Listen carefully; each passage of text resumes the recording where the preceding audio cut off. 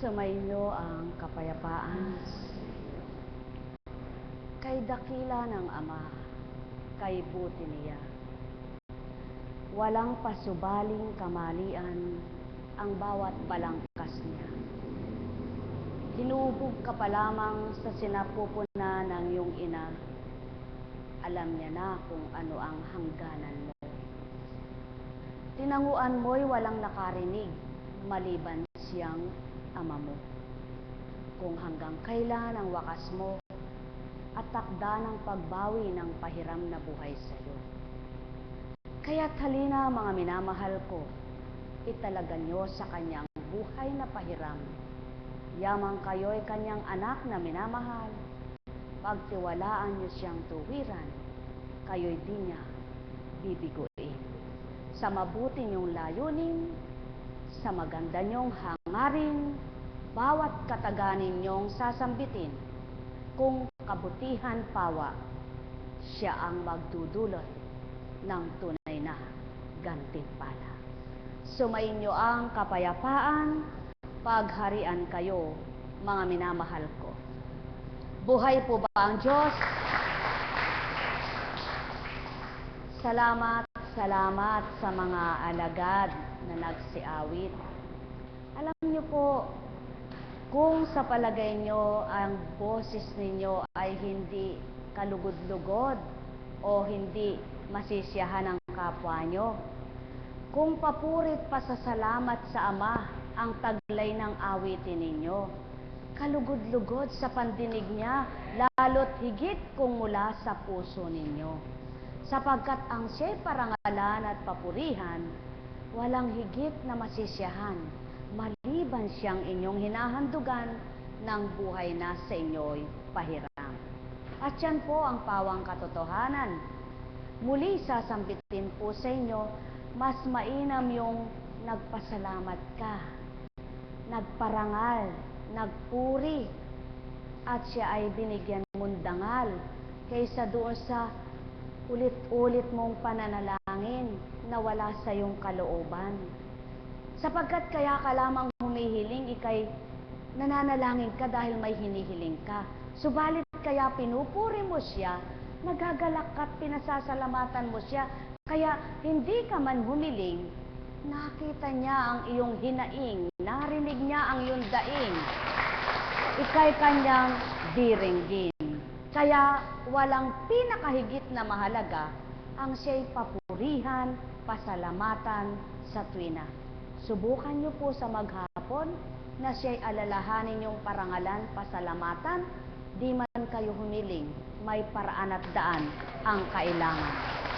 At yan po ang pawang katotohanan, kaysa doon sa walang patid na maraming Diyos ko, ay, Panginoon ko, yung pera ko, bigyan mo na. Alam niyo po, kaya ka lang nananalangin ng ganun dahil hinihiling mo eh. Subalit, may ginagawa ka. Ano man ang ginagawa mo? Purihin ka, Ama. Gawa kong kamay ang siyang gumagalaw. Ikaw ang manguna, maghari ka tuwina. Ako'y sidlang lakas at tunay na likaya. Purihin ka, Ama. Ako'y iyong anak na sa'yo'y umaasa. Purihin ka, Ama.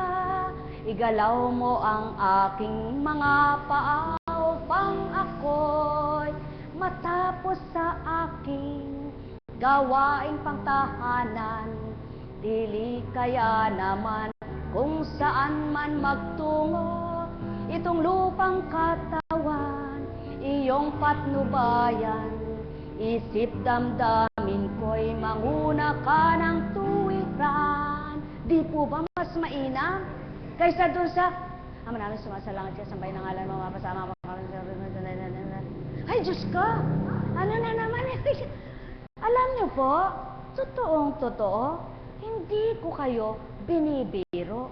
Tingnan niyo po sa Biblia, ilan po ba yung nanalangin lang?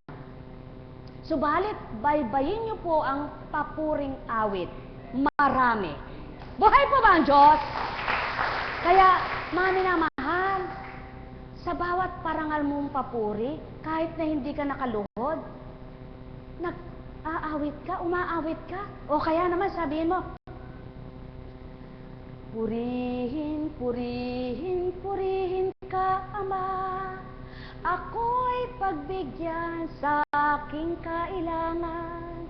Gawin mong marapat na ako sa'yo'y maging ganap, upang sa aking pagtanggap, ako ay magalak. Buhay ba ang Diyos?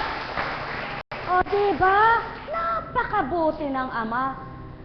Kung wala kang tinig, kahit pabulong lang, purihin, purihin, purihin ka, Ama.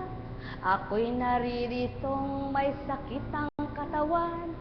Gawin mong marapat na sumiglang tuwiran. Ako ay anak mong mahina ang laman. Gawin mo akong tunay na masiglang karapatan. Buhay ba ang Diyos? Nako, mga minamahal, o alin kayang mas mainam? Yung umiiyak kang nananalangin? O yung kayang nagpupuri kang may galak? Mga minamahal, ikaw rin na umiiyak na nananalangin, nahihirapan. Pati ang ama mo'y nahihirapan. Subalit nagpupuri kang may galak, siya'y nagagalak, ikaw rin nagagalak. Buhay ba ang Diyos? Mga minamahal, kaya pakatandaan po ninyo, sabi ng tao, paladasal naman ako. Nananalangin naman ako. Niya dumudulog ako. Hindi na ako pinakinggan ng Diyos na yan. May Diyos nga ba? Anak, sasabihin niya sa'yo, naririto lamang ako. Ako sa tuwin ay pastol mo, nangangalaga sa'yo, buhay na buhay at hindi namamatay. Ikaw ang patay, ang pananalig sa akin. Buhayin mo, anak, at bubuhayin ko ang pag-asa mo. Buhay ba ang Diyos? Kaya, mga minamahal, pakatandaan po ninyo, anong mensahe kanina? Maging tapat kayong lingkod ng Diyos, Ama. Maging tapat kayong alagad ni Kristo, pastol ng kapwa nyo. Kung mismo sa sarili mo hindi mo mapastulan, hindi ka tamang mapastol sa sarili mo, paano mong papastulan ng kapwa mo? Kaya unahin mong pastulan ang sarili mo at mapapastulan mo ang kapwa mo. Paano mo papastulan ang sarili mo? Turuan mo kung paano sasabihin mo sa kapwa mo, hoy, ingatan mo yung sarili mo. Ingatan mo rin ang sarili mo. Kung paano mo sinasabi sa kapwa mo, mag-ingat ka sa pananalita mo. Sabihin mo rin sa sarili mo, Konching, mag-ingat ka sa pananalita mo. Kung paano mo rin sinasabi sa kapwa mo, anak, huwag kang palamura. Sabihin mo rin, Konching, huwag kang nagmumura. Hindi baga, mas mainam na ikaw ang mauna at pagkatapos ay kaya mong pastulan ang kapwa mo. At yan ang pawang katotohanan. Paano mo sasabihin sa kapwa mo, huwag kang maghinanakit. Ang puso mo'y maraming galit. Buhay ba ang Diyos? Ang minamahal, pawang katotohanan ang tinuturan. Sasabihin mo sa kapwa mo, maging masaya ka. Hindi ka masaya. Sasabihin mo sa kapwa mo, magsisi ka. Ikaw hindi nagsisisi. Sasabihin mo sa kapwa mo, huwag mong gawin yan. Ginagawa mo. Hindi ba huwad ka? Kaya dapat sarili mo muna ang unahin mo at nang isunod mo ang kapwa mo. Mga minamahal, ano ang mas mabuti? Ilagak ang tiwala. Maging tapat ka sa pagtanggap. At ang tinanggap mong tapat, siyang magpapatutong, hindi siya huwad. Buhay ba ang Diyos? Kaya mga minamahal, katotohanan ang sa akin tinuturan, inyong pakinggan ang mabuting balita.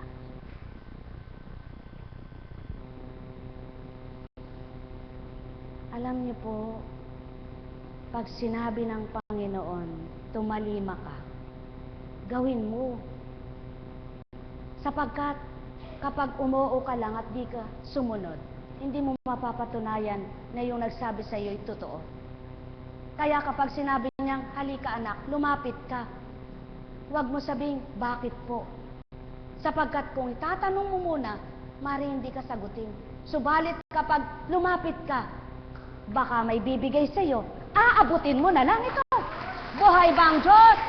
Mga minamahal, ganyan kabuti ang Ama. Hindi siya tulad ng tao na, halika nga rito anak. Pumunta ka nga rito anak. Hindi siya ganun. Kailangan ikaw ang lumapit sa Kanya at ikaw ang tumungo sa katotohanan niya. Hindi ikaw ang sasabihin niya, halika nga rito anak. Pumarito ka nga anak.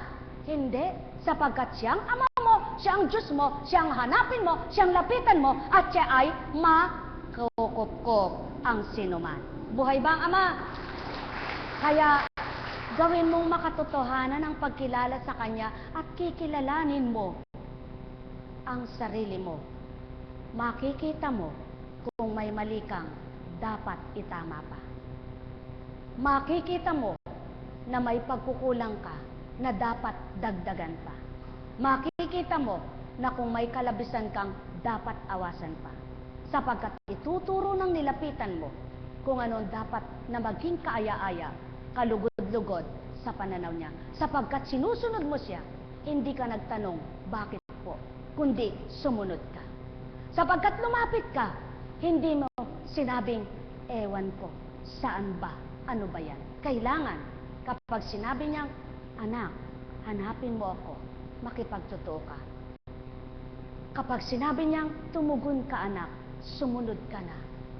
Huwag kang maraming katwiran, huwag kang maraming dahilan, upang ang iyong hinahanap ay pakita niya ring ganap. Mga minamahal, sumainyo ang kapayapaan. Sapagkat, isang mangangalakal man, mamumuhunan muna yan bago kumita ang salapi niya. Maliit mang simulang negosyo, kailangan mo munang isipin kung ano ang dapat gawin. Hindi ura-urada. Sa maliit na yan, gusto mo'y malaki na. Sa pananampalataya, nagsimula sa maliit, kapag patuloy mong inasahan ng Diyos na totoo mo, hinanap at pinaglingkuran, ang maliit ay napalalaki niya. Ang makitid mong isip ay napapalawak niya. Ang sarado mong pag-iisip ay nabubuksan niya. Ang madilimong kaisipan, natatanglawan niya. Kaya't hindi ka magsasabing kulang ang aking pangunawa, sapagkat bibigyan ka niya ng pangunawa. Sisidlan ka niya ng pangunawa, ipababatid sa iyo ang tama. Mga minamahal, sino kaya ang Diyos niyo? Ang Diyos niyo ay hindi huwad, kundi totoo. Ang Diyos niyo ay tapat, hindi sinungaling. Maging ganap kang kanyang anak, mapapakita niya siya'y laganap sa daigdig at laganap ang kanyang magagawa.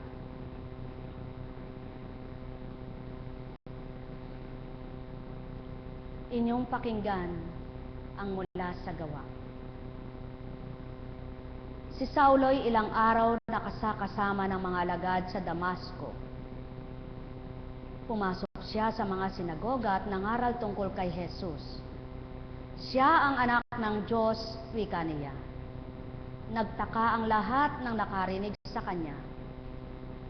Hindi ba ito ang dating umuusig sa mga tumatawag sa pangalang ito sa Jerusalem? Tanong nila. Hindi ba't naparito siya upang sila'y daktin at dalhing gapos sa mga punong saserdote? Ngunit lalong naging mahusay si Saulo sa kanyang pangangaral. At nalito ang mga Hudyong naninirahan sa Damasco dahil sa kanyang matibay na pagpapatunay na si Jesus ay siyang Kristo. Pagkaraan ng maraming araw, nagkaisang mga Hudyo na patayin si Saulo. Ngunit nalaman niya ito. Araw-gabi, inaabangan nila siya sa mga pintong bayan para patayin. Subalit isang gabi, isinakay siya ng kanyang mga alagad sa isang tiklis at saka inihugos sa kabila ng pader. Pagdating ni Saulo sa Jerusalem, sinikap niyang mapabilang sa mga alagad doon. Ngunit ang mga ito'y takot sa kanya at hindi makapaniwalang isa siyang alagad. Subalit isinama siya ni Bernabe sa mga apostol. Isinalaysay niya sa kanila kung paano napakita ang Panginoon kay Saulo at nakipag-usap dito nang ito'y nasa daan. Sinabi rin niyang si Saulo'y buong tapang na nangaral sa Damasco sa pangalan ni Jesus. At mula noon, si Saulo'y kasama-sama nila sa Jerusalem at buong tapang na nangaral doon sa pangalan ng Panginoon. Pag-aralan po ninyo, mga minamahal ko, buong tapang na pinangaral nitong Saulo ang pangangaral na mula sa Espiritu ng Kristo.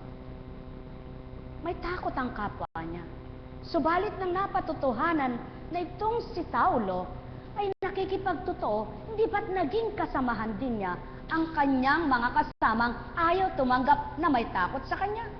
Ilapit mo muna ang sarili mo upang sa gayon ang sino mang may takot sa iyo o nag-aalinlangan sa iyo o dili kaya ay naaalangan sa iyo sa kalalagayan mo sa buhay upang makuha mo ang damdamin nila. Subalit, paano makikitungo isang mahirap kung alam kang mayaman? Na ang kayamanan mo pinangangalandakan at pinagyayabang. Hindi lalapit sa iyo ang mahirap sapagkat alam mo na ikaw ay mayaman, ikaw ang bumaba sa mahirap. At yan ang ginawa ng Kristo. Ang Kristo makapangyarihan ang bumaba at nagpakababa upang makitungo sa mga mahirap. Pakitunguhan! Kung isang makapangyarihan ka at tunay na kilala mo ang Ama, ang kapangyarihan mo'y hindi mo'y dadaan para ang kapwa mo'y takutin, kundi ang kapangyarihan mo ay iaalis mo sa sarili mo upang makasalimuha ka sa nais mong pakitunguhan alang-alang sa Diyos mo. Subalit hindi mo pangangalandakan ang kapangyarihan ito dahil alam mo ang kapwa mo'y may takot. Sapagkat nasumpungan mo ang Diyos mo, nakilala mo ang Diyos mo, ang lahat ng nakakatakot sa pananaw ng kapwa mo para makitungo sa iyo, gagawin mo upang makuha mo sila. At yan ang Kristo. Tinalikdan ang kapangyarihan, tinalikdan ang yaman, tinalikdan ang taglay upang makisalamuha sa mahirap na nilalang, sa masasamang nilalang, upang maakay ang naligaw at ituwid ng landas ang nawalay. Subalit, kung ikaw ay isang matalino at natatakot sa iyo ang kapwa mo, sa katalinuhan mo'y hindi makitungo, hindi makasalamuha sapagkat hindi nila kayang abutin ang talino mo. At pakikita mong magaling kang at matalino, sinong maaanyaya mo? Sinong magiginhawahang pakitunguhan ka? Hindi magaganap yaon. Kaya't kung sino ka, tatalikdan mo, alang-alang sa tinanggap mo, sapagkat ikaw ay anak ng Diyos, nakukuha ng damdamin ng kapwa mo upang isiwalat mo, totoo ka, tama ka, ang Diyos ang sumasayo. Mga minamahal, paano sa tao magaganap ito? Hindi magaganap ito kung ganang pagkatao ang iiral at mangingibabaw. Magaganap lamang ito na ibababa ang sarili ng sino mang may kakayahan para ilapit niya ang sarili niya sa kapwa niya walang kakayahan kung ang naghahari ay Diyos na banal. Mga minamahal, katotohanan ng sa akin tinuturan. Nais mo bang makitungo sa iyong kapwa mo? Nais mo bang kilalanin ka ng kapwa mo? Ang bawat kumilala sa iyo na nakakilala at nabuksan, alang-alang sa pinahayag mo at kinilala mong Diyos mo, na naggalak at nasiyahan sa pagtanggap Diyos sa iisang Diyos na tinagiriang isang pangarap para kayo'y maging isang ganap. Magalak ka at magpuri sapagkat patutoong ikaw ang naging daan sa kapwa mo para mapatutuhanan mong ang Kristo'y nagpakababa. Ang Kristo'y tumalikod sa lahat, alang-alang sa kabanalan, alang-alang sa kinamtan. Subalit ilan ang gaganap nito? Ilan ang nasa mataas na posisyon ay bababa para sa kapwa niya upang sabihin, ako'y lingkod ng Diyos.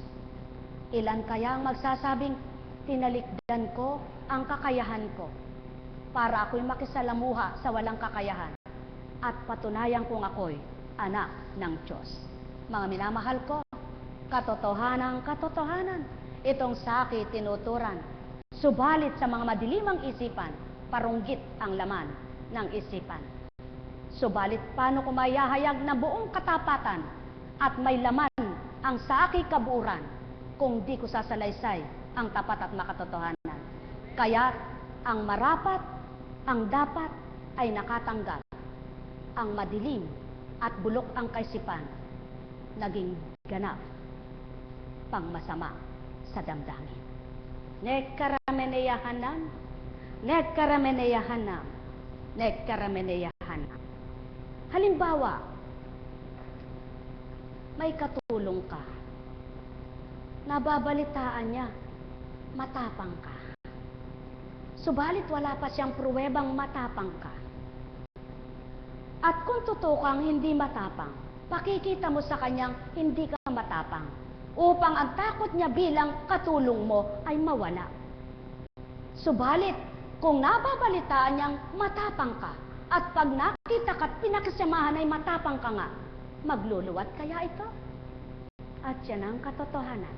Ang Kristo, pinatotohanan ang Ama ay mababa ang loob, tapat, mabuti, mapagmahal, mapagpatawad, mapagparaya, mapagpakumbaba, unawang lubos sa lahat. Kaya, ano man ang dinulot ng tao, binigay at hinamak ang katauhan bilang Jesucristo. Pinakitang katapatan na totoong Ama. Pinasilay ang katapatan na wagas ang Ama. Pinabatid ang katotohanang mapagmahalang Ama. Hindi tumutol, hindi nagsalita sa kapahamakan ng tao bilang Jesukristong nagkatawang tao, kundi pinasilay ang pagpapatawad. Kaya mga mahal, kayo ba sa palagay ninyo, mas makakaya ninyo, mas higit na may kakayahan kayo kung tunay kayong tapat sa Ama? Ang hindi kaya ng kapwa nyo, huwag nyong hamakin ito. At ang kakayahan ninyo na sa palagay nyo'y alang-alang sa pinaglilingkuran nyo'y malulugod sa ginagawa nyo, isasalang-alang mo ito. Hindi mo ang sa iyong sarili ang ipangangalandakan at bibigyang tuon at pansin para makuha mo ang damdamin ng kapwa mo. Mga mahal ko, kung gayon lamang ang tao, lahat magkakaisa, magmamahalan, sapagkat walang matatakot sa bawat isa, kundi ang damdamin ay lalapit sa taong alam niya na mayroon, subalit mapagmahal pala. Alam niyang may kakayahang kapangyarihan, subalit hindi inabuso ang kapwa niya, kundi inilapit niya ang sarili niya, sapagkat pakikita niyang may magagawa sa maliit na kapwa niya. May talino siya, subalit inilalis sa sarili ang talino. Nagpakamangmang para ang kapwa niya mangmang ay maging matalino para sa kanya. Sapagkat tinuro niya ang katalinuhang may taglay siya. Ibinigay ang kakayahang may taglay siya. Kaya't hindi nalintana ang sarili, nalugod ang Ama, nasiyahan ng Ama, at tuwirang siya ay naging karapat-dapat na anak. Mga mahal, hindi kaya ito ng tao, subalit may espiritu upang gawing kakayahan mo'y ibigay na totoo, yamang mabuti ang layunin mo't hangarin sa kapwa mo, sapagkat nalilirit ng Ama laman ng damdamin ng bawat isa. Kaya't mapapalad ang tinalikdan ng sarili nang dahil sa tinanggap niya. Maaring ang masambit nyo, si Constancia ay walang kayamanan at katalinuhan, kaya nasasambit ito. Subalit hindi ganang siyang nangusap sa inyo. Kaya't kung may pagninilay at pagbubulay kayo, masasambit nyo, nakikipag, totoo ako. O tao, mahal ko kayo. Ang tao'y mapagparatang, mapagbintang, mapanghusga.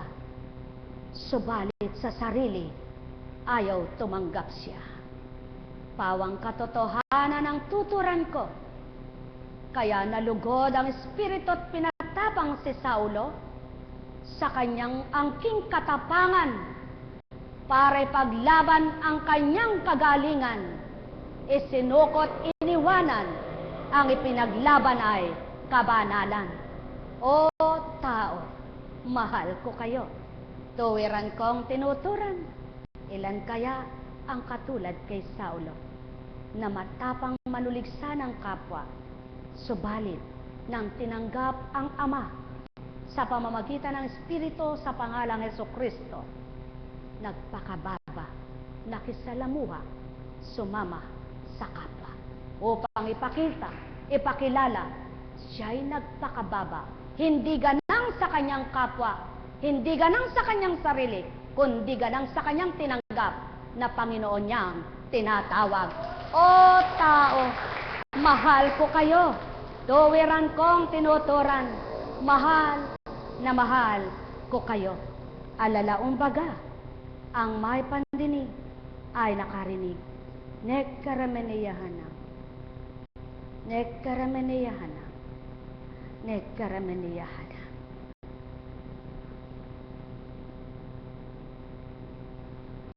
Buhay po ba ang Diyos? Minsan, tumungo ka sa mga mall, may makikita kang astang mayaman, subalit hindi naman pala mayaman. Sapagkat sa itsura ng pananamit at pagsusuot ng mga alahas, dinaig yung mayaman. Mayroon taong ganun. Subalit mayroon namang taong mayaman na kunwari pakababa, walang suot-suot. Pero saan ka? Kung manalita naman ay may kayabangan. Iba't iba ang uri ng tao.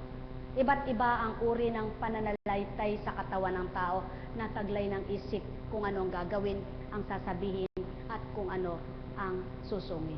Subalit, walang makatatarok ng higit sa laman ng damdamin at isipan maliban ng Ama. Kaya kung totoo ang tao na kumikilala at isinuko na ang sarili at kinilala na ang Ama, mapapatotohanan niya sa pakikipagkapwa tao. Pantay, walang mayaman, walang mahirap, walang mangmang, walang matalino, sapagkat kung kilala mo ang Ama, hindi mo titingnan ang sarili mo kung sino ka. Sapagkat ang sino mang anak ng Ama, siya lamang ang may karapatan humusga. Mahal na mahal ko kayo. Kaya mapapalad ang nagpapakababa ng dahil sa amang dakila. Mapapalad ang isinuko ang sarili at di inalintana ng dahil sa kapwa, sapagkat nasumpungan ang Diyos na dakila. Kaya kayong lahat, mapapalad kayo na kung dahil sa Kristong tinanggap nyo, nagawa nyong apuhapin ang kapwa nyo at nagagawa nyong makipagtotoo. Subalit, batid ng Ama ang tapat, totoo at makatotohanan sa gawa. Marami ang gagawa, marami ang magsasalita, subalit ang bawat gawa at salita may tagasuri, may tagatimbang, walang dilitiba ang Diyos na mapagmahal. Kaya sa inyong lahat, pagharian kayong ganap. Nekkarameneyahana, nekkarameneyahana, nekkarameneyahana. Buhay po ba ang Diyos? Anong ginawa po ni Saulo? Sa unang buhay niya, wala na siyang sinubaybayan kundi ang mga pinakikibalita niya, mga ginagawa ng alagad ni Kristo, di po ba? At tinutuligsa niya. At ang pakay niya, kaya siya nagpunta ng Damasco para tuligsain ang mga alagad ni Kristo. Subalit, sa isang sinag ng araw at tinig na narinig, siya ay nagbago. Nawa ang makakita ng liwanag ng Espiritu, sa diwa niya'y makapagbago na ganap ang isip niya. Hindi mo makikita ang liwanag ng Espiritu na sasabihin mo parang sikat ng araw. Subalit sa diwa mo, mananahan ang liwanag na ito kapag ang linis ng kaisipan ay nasa sayo. Buhay ba ang Diyos? At nang naroroon na, at tinurang maliwanag na, Saulo, Saulo, bakit mo ko pinag-uusig? Sino po kayo, Panginoon? Sapagkat ang liwanag ay hindi niya matingkala kung papaano ang nindig, kaya siya'y nabulag. Kaya agad ang sinabi niya, Panginoon, sino po kayo? Ako si Jesus na pinag-uusig mo. Ang tao, tinitingnan yung krus, nakapako si krus eka. Nakapako eka si Kristo, si krus ng Kalbaryo. Subalit ganun lang. Subalit itong si Saulo, hindi man tinitigan ng krus, kundi narinig niya lang ang salitang, ako si Jesus na pinag-uusig mo. Ilang beses bang marinig ng tawang Jesus na pangalan? Subalit bakit hindi nagbabago ang isip at damdamin? Sa makatwid, kung ang isip at damdamin mo ay hindi pa nagbabago sa pag-uugali, nandyan pa rin ang natural mong pag-iisip, natural mong damdamin bilang tao. Kaya kailangan ang tanggapin mo totoong Jesus na Panginoon mo, na siyang magpapabago ng puso mo, magpapabago ng isip mo, kung tuwiran mong tatanggapin ang kanyang Espiritu na mula sa Ama na bahagi sa bawat isa. Sa makatwid, kapag tinanggap mo ang isang katotohanan, makalalaya ka sa lahat mo kamalian. Mga minamahal, walang tutupad nito, walang makagaganap nito bilang pagkatao. Mahirap itong gawin, mahirap itong tupdin sapagkat ang tao ay marupok, mahina sa tukso. Subalit ang Espiritu ay malakas, makapangyarihan kapag tinanggap mo't nanahan sa iyong katauhan. Ang Espiritu ng Ama at Anak ang siyang hahadlang sa iyo upang maipagpatuloy mo ang mabuti. Lahat ng di maganda hahadlangan sa isip mo para hindi manahan at maghari sa iyo. Lahat ng di mabuti na damdamin mo, papatayin ito upang mabuhay ang pag-ibig mo at maging lubos ang pagkilala mo. Kaya, kanino kayo? Sa bumubuhay ng patay o sa papatay na ay pinatay ko kay lamok, ay pinatay ko kay langgam, subalit ang kaluluwa ay di niya kayang patayin. Sa kaluluwang pumapatay at bumubuhay, doon kayo tumanggap at manahan. Espiritu Santo sa buhay ng tao. Mahal na mahal ko kayo. Tuwiran kong tinuturan, mahal na mahal ko kayo. Kaya mapapalad ang natitigib ng galak ang damdamin at nasisiyahan sa salita na nagiging liwanag ng kanyang diwa. Lahat ng palakid mo kayang hawiin upang makasadsyad ka't magtagumpay. Lahat ng tinik sa dibdib mo kayang bunutin at itapon ng mabuhay ang galak. Lahat ng balakid, problema mo, paasanin mo, mayroon kang pamatok na totoo. Sandigan mo at di ka matitibag tao. Jesucristo ang pangalan ng Panginoon ni San Pedro at San Pablo. Sumainyong kapayapaan, pagharian kayong lubos. Nekkarameneyahana, nekkarameneyahana, nekkarameneyahana. Buhay po ba ang Diyos? Lalo na yung tao, kapag kilala ka, sino ba kayang paniniwalaan ko? Dati ko kang kilala yan. Alam lang naman kanya ay magbilang ng karton, manguha ng dahon, Ngayon, Eka, aaralan ako. Bakit humamak ka na? May imposible bang gusto ng ama mo ay gawin siyang marapat sa pananaw niya? Kaya, ang sino mang kapwa mo, kung Diyos ang pumili, hindi mo mahahamak yan. Sapagkat ang tagatagtanggol niya ay ang pumili sa Kanya. Buhay ba ang Diyos? Kaya, anong nangyari? Ang dating kinatatakutang Pablo, naging malapit sa mga natatakot sa Kanya. Gusto mo bang ikay maging kaaliw-aliw sa kapwa mo? Na dati kang suplada, dati kang masama at kinatatakutan? Patunayan mo na nakilala mo si Kristo. Buhay ba ang Diyos? Buhay ba ang Diyos? Ikaw ba ang taong hindi makanti ng kapwa mo sapagkat matarik ka, may kakayahan ka, mayaman ka, sino ka? Sa dati, yan ang sasabihin mo. Bakit? Kung totoo mo nang nakilala ang Kristo, iba ka na ngayon. Iibahin ka ng Diyos na tinanggap mo nang dahil nakipagtotoo ka. Hindi ikaw ang nagpabago sa sarili mo. Dahil nakilala mo at sinumpong mo ay katotohanan. Nasumpungan mo ay kabanalan. Ang nasumpungan mong kabanal at katotohanan, siyang nagbigay katotohanan din sa iyong buhay. Buhay ba ang Diyos? Kaya, walang sino mang hamak sa pananaw ng Ama na di niya mapagbabago ang kalalagayan sa kanyang buhay, sa kanyang pagkatao. Kaya, anak ba kayo ng Ama? Huwag niyong tingnang hamak ang sarili niyo. Huwag niyong kahabagan ang sarili niyo.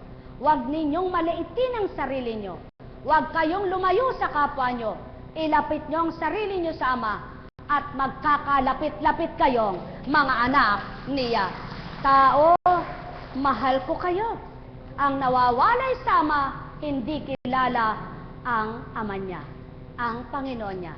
Kaya't kung kilala mo ang Panginoon mo at kinilala mo na nga siya, ilalapit mo mismo ang sarili mo sa kapwa mo. Kung ayaw kang tanggapin ng tinatanggap mo, wala na sa iyong pagkakamali, wala na sa iyong kasalanan. Siya nang mananagot sa ayaw tumanggap na pagpapakababa mo. Subalit, kung sasabihin mo nagpakababa ka, hindi naman totoo, dinadaya mo ang sarili mo. Mga minamahal, katotohanan ang tinuturan ko, sumainyo ang kapayapaan. Nekkarameneyahanam, nekkarameneyahanam, nekkarameneyahanam. Alalaong baga, pagharian kayong lubos. Ay, buhay. Buhay nga po ba ang Diyos? Salamat sa Panginoon. Napakabuti po ng Ama. Ay, Diyos katama ko. Alam niyo po, noon sabi ko, mayroon akong sinusundan na binabasa niya yung mga message. Hangang-hanga ako na pag sinasabi niyang, nasaan na ba tayo, Eka? Tapos, eto Eka, pang number. Titingnan niya. Sabi ko, galing naman niya. Saan kaya niya kinukuha yung mga pinag-aralan niya yung mga verse na yun? Paano kaya magbukas ng Biblia, sabi ko? Paano kaya mag-aral sa Biblia? Alam niyo po, kapag pala ang Diyos ang nagbigay sa iyo ng katalinuhang mabatid mo ang kanyang kabanalan, ang kanyang mga banal na salita, hindi mo pala paghihirapan, pagmememoryahan pa ng isip mo, sapagkat sayang yung pagod mong magmemorya. Baka mamaya sa kakamemorya mo, napagal ang utak mo, nakomatos ka pa dyan. Pwede na lang palang humarap ka sa Kanya. Sabi mo, Panginoon, wala akong karunungan. Ikaw ang mangusap sa akin. Ba? Gagawin niya pala. Kaysa yung nagdudunong-dunungan ka, hanapin mo pa. Itatala mo pa. Igaganyan mo pa. Naku, hindi ko nagagawin yan. Wala naman ako sweldo dito. Buhay po ba ang Diyos? Buhay po ba ang Diyos? Buhay po ba ang Diyos? Kaya, salamat po sa inyo. Kaysa naman maghirap pa akong magkabisa at sumulat-sulat pa ako. Titignan ko sa Biblia. Kuhugutin ko kung alin ang imimensahe at lalagyan ko ng tema, lalagyan ko ng pahayag. Nako, maglaban na lang ako. Buhay po ba ang Diyos? Buhay po ba ang Diyos? Baka sa pag-aaral ko pa sa sarili ko, na kinatang isip ko, pag-aaral ko ng sarili kong karunungan, magkamali pa ako, hatulan pa ako ng Diyos ko. Na tinatawag, hindi pala ako totoo. Nakakatakot po. Ano po ang sinabi ni Herodes? Tumindig siya sa harapan. Kung binasa kaninang maga, at inari niyang siya ay Diyos na nangungusap. Nakakatakot po. Yung sasabihin mo, ang Diyos ang nangungusap sa iyo, pero hindi naman pala. Aba, kaya kayo po, pag sinabing kayo'y dinadaluyan, purihin niyo ang Ama, pasalamatan niyo siya. Subalit huwag mong itanghalang sarili mo, nakakatakot. Kaya alam niyo po ba, kapag kayo ay pinaghaharian ng Diyos, tutulungan niya kayo, paghaharian niya kayo ng talinong sasambitin, gagawin. Kaya hindi kayo mahirapan. Kaya huwag niyong pag-aralan, pag-isipang mabuti, masasayang ang utak niyo. Mapapagod siya pag-andar. Baka sa ayaw niya ng pag-andar, gumano na lang. Kaya anong dapat gawin? Makinig ka, magsabuhay ka, tumupad ka, magbago ka. Simple. Kilalanin mo siya, tanggapin mo siya, at magsabuhay ka sa Kanya. Ngayon, kung ang udyok sa'yo at atas sa'yo ay pag-aralan mo ito, huwag ka rin mahirapan sapagkat hindi mismo ikaw ang mag-aaral dyan. Kundi habang binubuksan mo ang Kanyang mga banal na salita na siyang pinagmulan, kikilos ang Espiritu niya. Siyang magbibigay pangunawa, siyang maglalahad ng tama, hindi ikaw ang maghihirap na. Iisipin mo pa, hahanapin mo pa. Nako, mamlansya na lang ako. Buhay po ba ang Diyos? Kaya sa inyo pong lahat, huwag niyong sabihin, hindi ako marunong. Hindi ako magaling. Wala akong kakayahan. Kapag ginusto ng Amang maging magaling ka, sa Kanyang kabanalan, bibigyan Kanyang galing. Kapag ginusto ng Amang lumakas ang pananampalataya mo sa paghahanap mo sa Kanya, bibigyan ka ng kalakasan. Kapag binuhay ng Ama ang pag-asa mo, dahil kinikilala mo siya, madali mong matatanggap ang katotohanan. Kaya ang mahalaga, tumanggap ka muna, kumilala ka, at magpakatotoo. Kapag ginawa mo ito, siya ang gagawa ng dapat mong gagawin na hindi mo kaya, ngunit siya ay kayang-kaya niya. Kaya sa inyong lahat, mga minamahal ko, ang kakayahan ng Ama'y di mo kakayahan, at ang di mo kaya, kayang-kaya niya. Kaya kilalanin mo lamang siya at mabubuksan ka sa Kanyang kabanalan. Gawin mong tama ang pagkilala mong pananampalataya at itatama niya ang buhay mo para sa Kanya. Mga minamahal, hindi lamang sa tinapay nabubuhay ang nilalang, bagkus sa banal na aral na nagbibigay buhay. Mahal na mahal ko kayo. Tuwiran kong tinuturan, ang pag-aaral ng banal na salita ay di katulad ng mag-aaral ka kung paano magluto. Isipin mo ang timpla, kung anong mga ingredient o rekado niya. Ang pag-aaral ng banal na salita, ang Ama magbibigay ng sangkap kung paano mo siya makikilalang may lasa, kung paano mo mananamnam ang banal niyang salita sa pamamaraan ng Kanyang kapangyarihan ng Espiritu. Hindi sa kapangyarihan mo, hindi sa kaparaanan mo, at hindi sa talino mo. Kaya sa Kanya ka humingi, hindi Kanya bibiguin. Matututunan mo ang lahat para sa Kanya kung makikipagtutoo ka sa Kanyang Espiritu. Mga minamahal ko, pagharian kayong lubos. Nekkarameneyahanang, nekkarameneyahanang, nekkarameneyahanang. Bakit hindi natanggap ang Kristo ng mga matatalino? Sapagkat ang akala nila ay nagmamagaling at nagpapasikat. Subalit ang di batid, ang nagmagaling at nagpasikat ang tunay na sikat at tunay na magaling. Ang espiritong taglay na sa kanyang katauhan ay nakalukob sa pagbaba ay nanahan sa sanlibutan. Kaya kayo, sabihin man kayong magaling at pasikat ng kapwa nyo, kung ang ginagawa nyo ay tumpak at tama-tama, isulong nyo pa rin, sapagkat walang dilit ibang tunay na hahatol, kundi ang Diyos Ama. Sumayinyong kapayapaan, pagharian, kayo tao. Nekaramaniyahana, nekaramaniyahana, nekaramaniyahana. Buhay po ba ang Diyos? May natutunan po ba? Ano ang natutunan? Huwag maaba sa sarili. Huwag mahiya sa sarili. Huwag katakutan ng sarili. Huwag katakutan ng kapwa. Huwag kahiyaan ang kapwa. Sinong dapat katakot at kahiyaan? Ang Diyos na dakila. Gawin mo ang tama. Magpakaganap ka sa kanyang pananaw.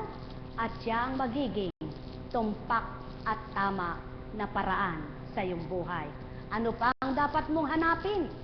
Ang patuloy na pagpapakabuti. Alam kong may magagawa ang Ama. Alam kong may magagawa ang Ama. Pagkat winika niya, manalig ka na. Bawat araw ako sa inyo'y naghihintay. Alam kong di ringgin kayo ng Ama. Alam kong di ringgin kayo ng Ama. Pagkat winika niya, manalig ka na. Bawat araw ako sa inyo'y may nakalaan. Mayroong magandang mangyayari sa inyo. Aking mga minamahal, mayroong magandang mangyayari sa inyo. Manalig o mangkin at tanggapin.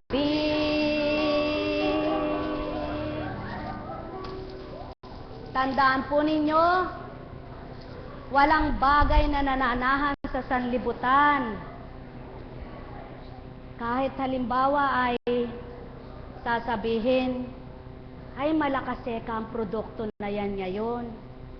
Maaring lilipas lang ang ilang panahon, may sisibol na mas higit na mas malakas, mas maunlad, at mas gugustuhin ng tao. Sige po, pag-aralan nyo. Sa mga pagkain lamang.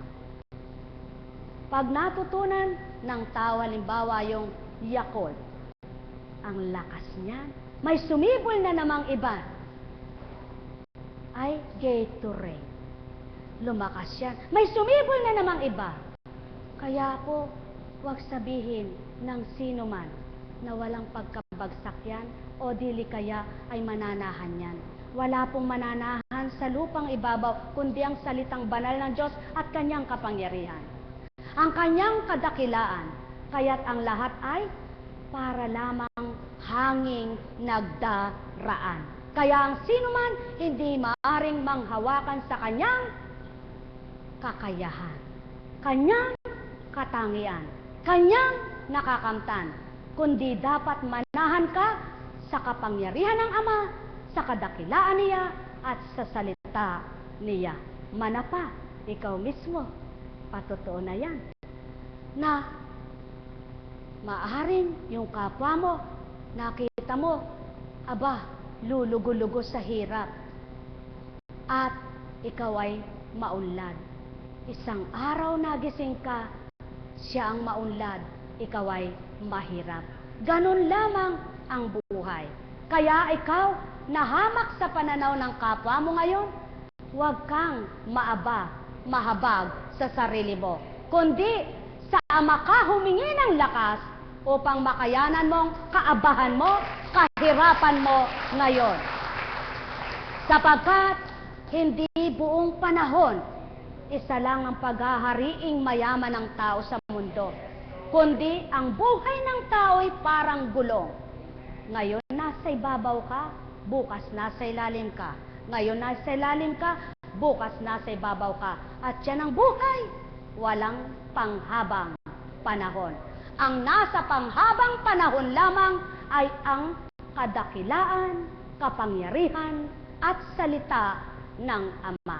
Kaya kayong lahat, huwag mahabag sa sarili, huwag malumbay sa buhay, huwag matakot sa inyong kalalagayan.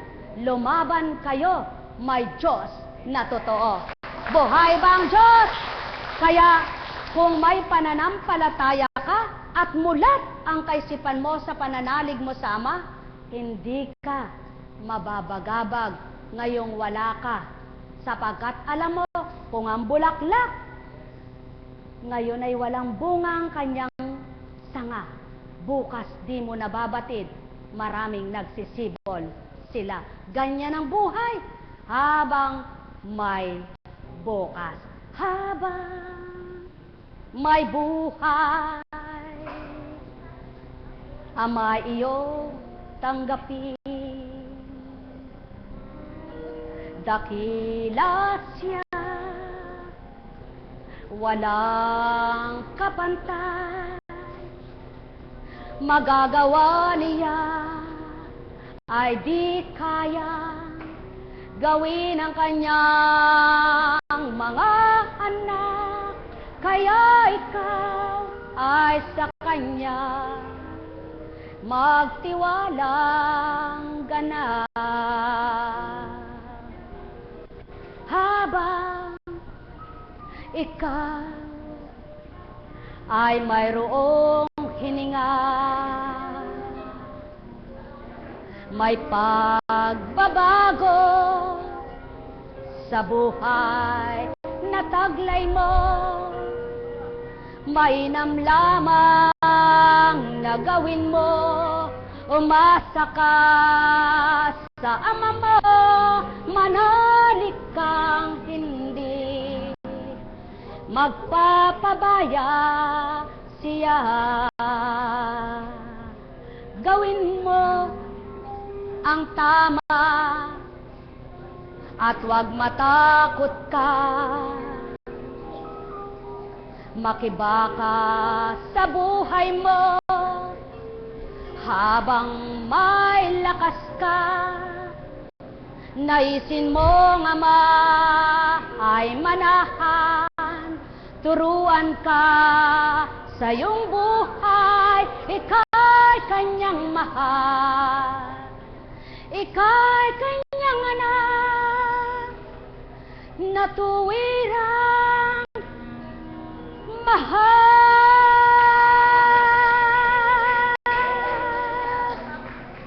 Kaya't mahina man ang iyong kalalagayan, maaaring lumakas.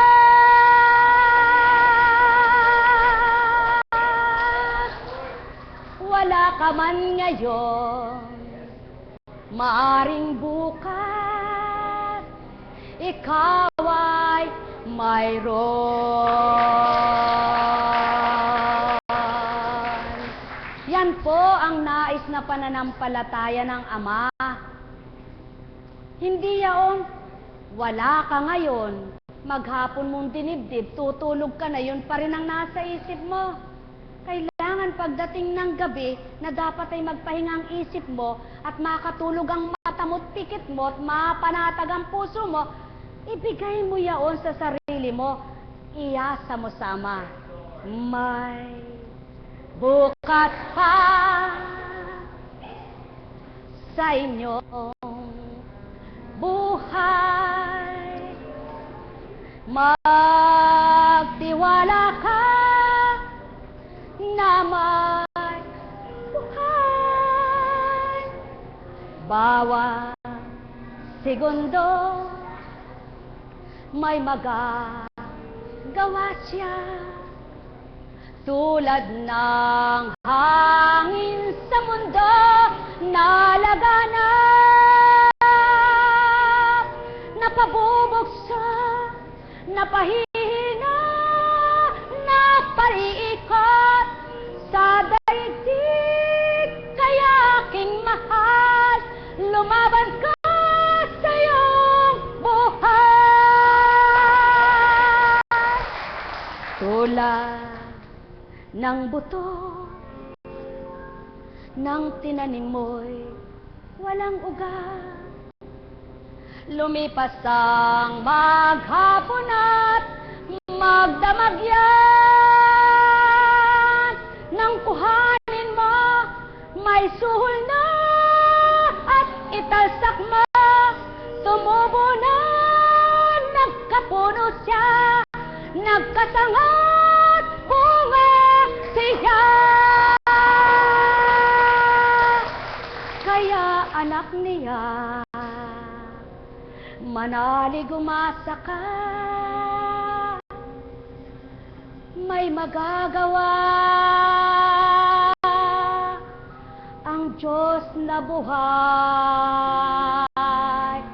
sa inyo.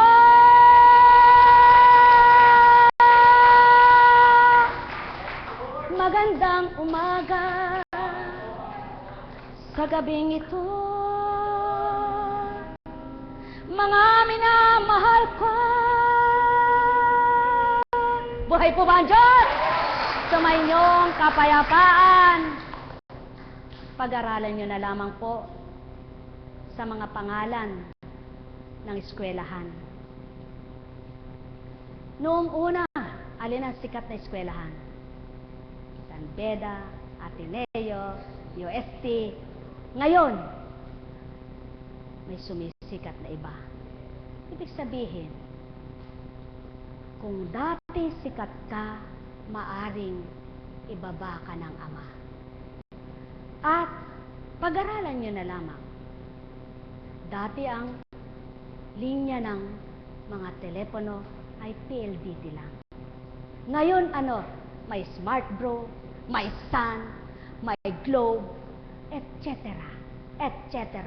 Sa makatwid, habang nabubuhay, may sisibol na panibago sa lupa.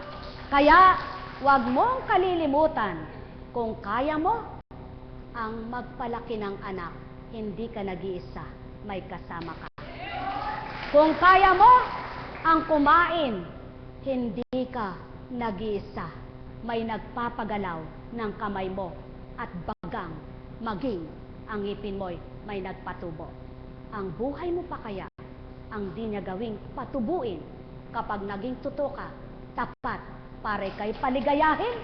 O tao, mahal ko kayo.